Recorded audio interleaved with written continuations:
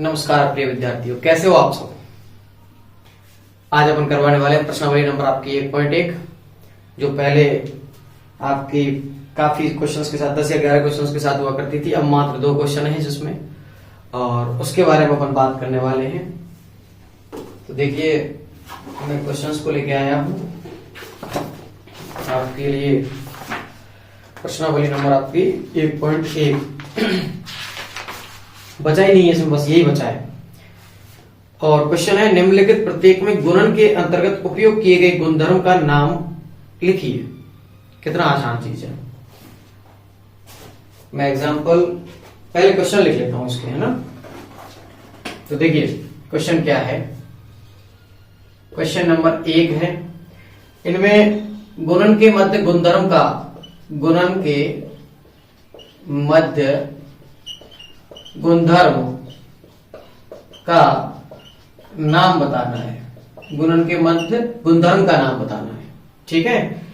अच्छा, पहला क्वेश्चन है अपना, -4/5 गुना 1, नहीं इस जगह कोई कोष्टक नहीं है, बराबर 1 गुना -4/5 बराबर है -4/5। ये चीज दी गई है अपने पास। दूसरा क्वेश्चन है, वो क्वेश्चन है -13/17 गुना -2/7 बराबर है -2/7 गुना -13/17। ये दिया गया है। और तीसरा क्वेश्चन इसके साथ मैं लिख देता हूं। तीसरा क्वेश्चन है -19/29 गुना आपका 29/-19 बराबर 1। अब इसमें किस किस नियम का अनुसरण किया गया है, किस गुणधर्म का पालन किया गया है, उस चीज के बारे में अपन बात कर रहे हैं, ठीक है। तो देखिए, आपको मैंने कल की क्लास में बताया था कि अगर आपके पास कोई 2 संख्याओं का क्रम परिवर्तन होता है तो क्रम विनिमयता होती है। एक दायरे के मध्य अगर रख के सीमा पाबंद की जाए तो समवृत्तता होती है। और अगर साथ चलने वाला गुण प्रदर्शित किया जाए तो क्या होता है, सहचारिता होता है। उसके साथ साथ इस क्वेश्चन में जो गुण का प्रयोग किया गया है, वैसे तो ये आपके हटा दिया गया था, लेकिन क्वेश्चन बचा हुआ है, तो इसलिए आपको जरूरी है समझना। मैं आपके लिए लिख देता हूं, इसको आपको लिख लेना है क्वेश्चंस के साथ। जो आपने समवृत्तता और उसके बारे में की थी, तो यहां लिख लीजिएगा तत्समकता। तत्समकता, ये क्वेश्चन अपन बाद में कराएंगे, उसके बाद पहले तत्समकता सीख लेते हैं थोड़ा सा। तत्समकता क्या है? तत्समकता यह है कि अगर किसी संख्या के साथ कोई ऐसी संख्या के साथ संक्रिया की जाए जिसमें उस मूल संख्या में कोई परिवर्तन नहीं हो, तो जिस संख्या का गुना किया जाए, भाग किया जाए, जोड़ किया जाए, घटाव किया जाए, वह संख्या क्या कहलाएगी, उसकी तत्समक कहलाएगी। जैसे मान के चलो, मैंने 5 में 0 को जोड़ा है। किसको जोड़ा है? 0 को। तब संख्या क्या प्राप्त हुई? 5। मैंने 6 में भी 0 को जोड़ा तो भी क्या प्राप्त होती है? 6। मतलब जिस संख्या में 0 जोड़ी जा रही है उस संख्या पर कोई फर्क नहीं पड़ रहा है, नहीं पड़ रहा है ना। अब जब कोई फर्क नहीं पड़ रहा है तो अपन क्या कहेंगे कि इनमें 0 क्या है? योग तत्समक। क्या है? योग तत्समक। 0 क्या होगी? योग तत्समक, ठीक है। मैंने कहा 3 - 0, तब भी क्या हुआ? 3 प्राप्त हुआ। मैंने कहा 5 - 0, तब भी हमको क्या मिलता है? 5 मिलता है। मतलब इस संख्या में कोई परिवर्तन नहीं हो रहा है। अच्छा, कोई परिवर्तन अगर नहीं होता है तो अपन क्या कहेंगे कि यह भी क्या होगी, इनकी व्यवकलन तत्समक होगी। चिन्ह किसका आ रहा है? घटाव का। तो व्यवकलन तत्समक क्या है? यहां पर 0 है, 0 है। योग तत्समक भी क्या हो गई? 0 हो गई। व्यवकलन तत्समक भी क्या हो गई? 0 हो गई। अब अपन बात करते हैं तत्समकता में आगे गुणन के बारे में। मैंने कहा 5 लिखा हुआ है, 5 में किसका गुना करूं कि 5 ही प्राप्त हो जाए? भाई 1 का गुना कर दे। अगर मैं 5 में 1 का गुना कर देता हूं तो हमें क्या प्राप्त होगा? 5। यदि मैंने 6 में 1 का गुना किया तो क्या प्राप्त होता है? 6। तो इस प्रकार हम किसी में भी अगर 1 का गुना करें, जैसे यहां पर 0 घटाया था, यहां पर 0 जोड़ा था, यहां अगर 1 का गुना कर रहे हैं तो क्या प्राप्त होता है? वही मूल संख्या प्राप्त होती है जिस मूल संख्या के साथ अपन संक्रिया कर रहे हैं। अब मूल संख्या प्राप्त हो गई तो अपन क्या कहेंगे? इसका गुणन तत्समक। क्या कहेंगे? गुणन तत्समक। गुणन तत्समक क्या हो गया? इसका 1 हो गया। गुणन तत्समक क्या हो गया? 1 प्राप्त हुआ है। वही अगर अपन भाग तत्समक के बारे में बात करते हैं तो 3 में भाग में 1 का दूं तो 3 प्राप्त होता है। 4 में भाग में 1 का दूं तो 4 प्राप्त होता है। तो इनका भाग तत्समक क्या होगा? भाग तत्समक भी क्या हो जाएगा? 1 हो जाएगा, क्योंकि अगर 1 का किसी में भाग देते हैं तो वही मूल संक्रिया आती है, वो मूल संख्या आती है जिसको अपन संक्रिया के लिए उपयोग में ले रहे हैं। तो तत्समकता समझ में आई कि मूल संख्या में कोई परिवर्तन नहीं करना है, चाहे वो जोड़ करें, घटाव करें, किसी भी संख्या का जोड़ हो, किसी भी संख्या का घटाव हो, किसी भी संख्या का गुणन हो, किसी भी संख्या का क्या हो? भाग हो।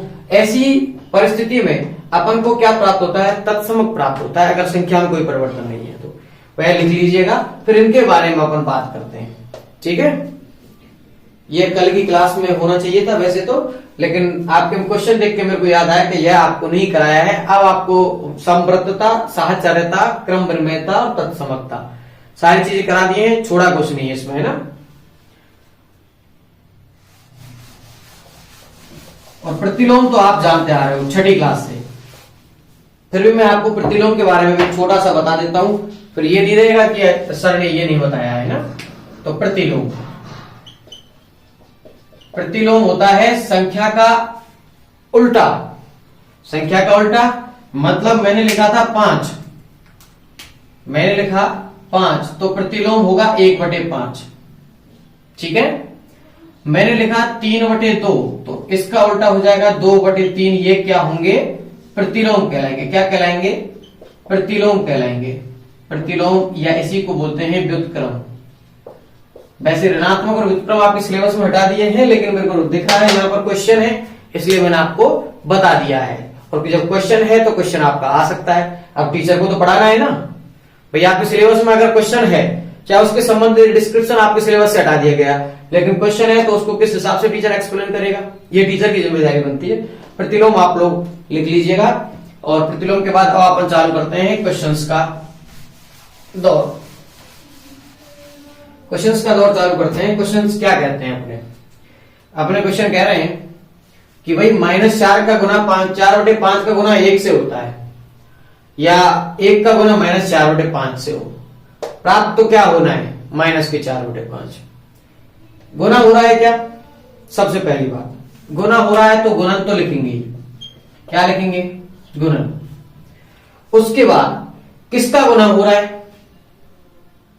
वैसे तो क्रम विनिमयता नियम का भी पालन है। देखो, क्रम परिवर्तन हुआ, हो रहा है, लेकिन गुना किसी विशिष्ट का हो रहा है, 1 का। और जो गुणन क्या है? तत्समक है। क्या है? तत्समक। इससे कोई फर्क नहीं पड़ता है। तो गुणन तत्समकता क्या है? यहां पर गुणन तत्समकता गुणधर्म है। गुणन के मध्य गुणधर्म का नाम बताना है तो ये गुणन तत्समकता क्या है? यहां पर गुणधर्म है। यहां देखते हैं, ये जो संख्या थी इनका क्रम बदल दिया है। देखो, ए गुना बी को b गुना ए लिख दिया है।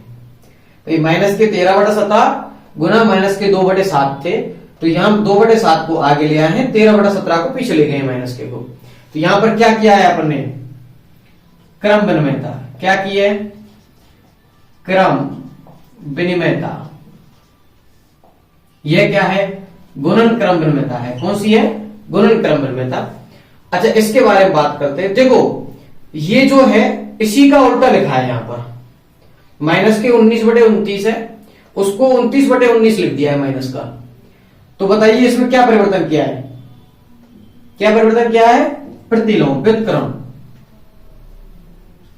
गुणन व्युत्क्रम, गुणन व्युत्क्रम। फटाफट ये चीज लिख लीजिएगा। ये सिर्फ गुणधर्म, ये आपका पहला क्वेश्चन कंप्लीट और एक क्वेश्चन और बाकी है इसमें, और इसको लिख लीजिएगा जल्दी से फटाफट।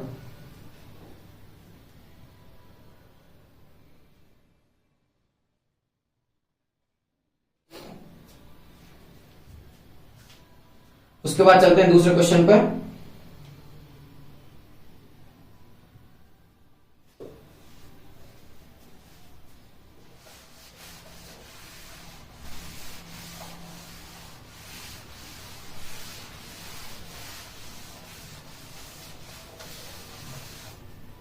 और ये दूसरा क्वेश्चन क्या कह रहा है? दूसरा क्वेश्चन कह रहा है कि बताइए कौन से गुणधर्म की सहायता से आप 1/3, मैं क्वेश्चन लिख लेता हूं,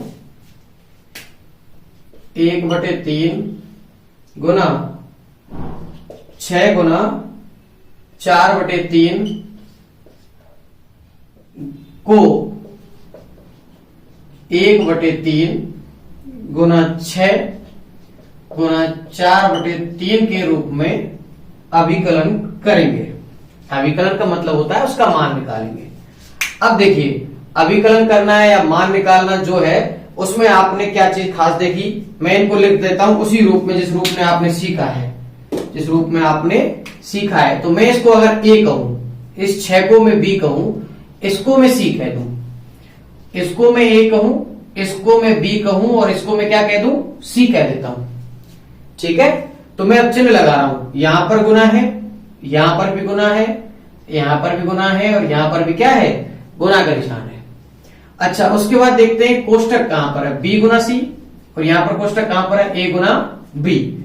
अच्छा, यहां पर है। अब इसके बाद देखिए आपने क्या परिवर्तन देखा है, पहले बी के साथ कौन था, सी, लेकिन अब बी के साथ कौन है, कौन है बी के साथ, ए, कौन है बी के साथ, ए। क्या बदला है, साथ चलने वाला, बी के साथ चलने वाला कौन बदल गया है, पहले यहां पर बी के साथ कौन था, सी, कौन था, सी, यहां पर बी के साथ कौन आ गया, ए, तो साथ चलने वाला बदला, तो यह क्या होगा, गुणन, गुना के निशान है इसीलिए, सहचारिता। कौन सा गुणधर्म होगा, गुणन सहचारिता गुणधर्म होगा, जिसके रूप अपन इस रूप में इसको अभिकलन कर सकते हैं। इसका सिर्फ यही आंसर है, गुणन सहचारिता।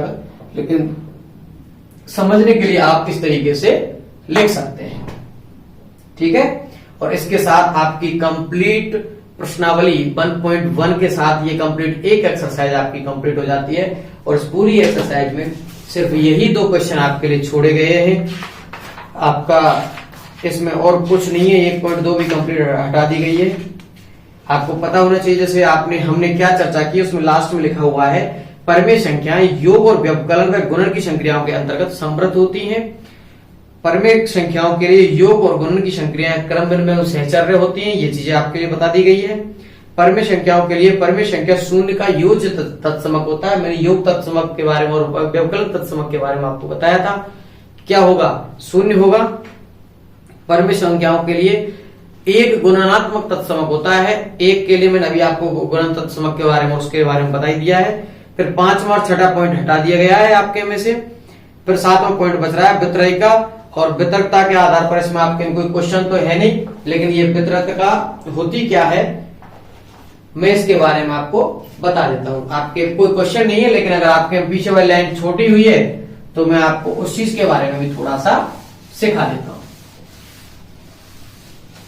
ये वितरकता होती है वितरण करने की क्षमता।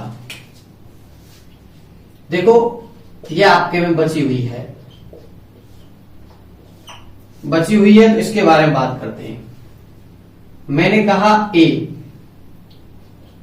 प्लस B और इनका गुणा मैं कर देता हूं C के साथ। किसके साथ कर देता हूं, C के साथ। तो वितरण करने का नियम है, या जैसे एक बार A का C के साथ कर लो गुना, एक बार B का C के साथ कर लो गुना।